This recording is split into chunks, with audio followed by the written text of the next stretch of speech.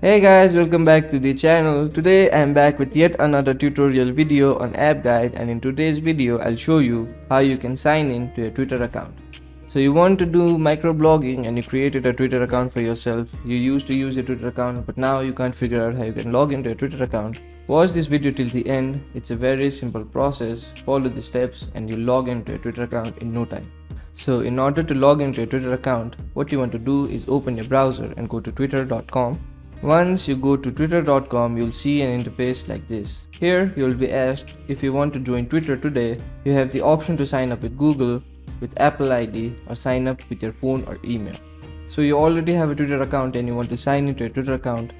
What you want to do is look for an option labeled as already have an account, sign in. Click on that sign in option. Then you'll see the option to sign in with Google, sign in with Apple, or use your phone, email, or username to sign in. So tap on the use phone, email, or username option.